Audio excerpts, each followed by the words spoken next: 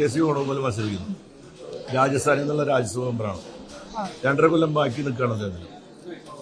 4 സീറ്റിന്റെ വ്യത്യാസം മാത്രമേ രാജ്യസഭയിലുള്ളൂ. അപ്പോൾ ഇപ്പോൾ അവിടെ BJP കോൺഗ്രസ് ജയിച്ചു എന്ന് വിചാരിക്കാം. ജയിച്ചാൽ അവിടെ തെരഞ്ഞെടുപ്പിൽ കോൺഗ്രസിന് രാജ്യസഭാ സീറ്റ് നഷ്ടപ്പെട്ടു. അപ്പോൾ രാജ്യസഭയിൽ കോൺഗ്രസ് BJPക്കുള്ള കുറവ് പരിഹരിച്ചു കൊടുക്കലാണല്ലോ ഇപ്പോൾ ചെയ്തുകൊണ്ടിരിക്കുന്ന കാര്യം.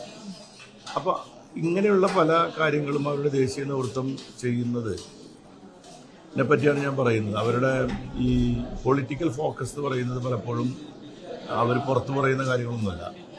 ഇപ്പം പൗരത്വ നിയമ ഭേദഗതിയുമായി ബന്ധപ്പെട്ട പ്രശ്നം, ആ പ്രശ്നത്തിൽ അവർ മൗനം അവലംബിക്കുന്നത് മിണ്ടുന്നില്ല. ഇതെല്ലാം ഈ മതേതരത്വത്തെപ്പറ്റി ചിന്തിക്കുന്ന ആളുകൾക്കിടയിൽ കോൺഗ്രസിനോടുള്ള ക്രെഡിബിലിറ്റി പോകുന്നതാണ്.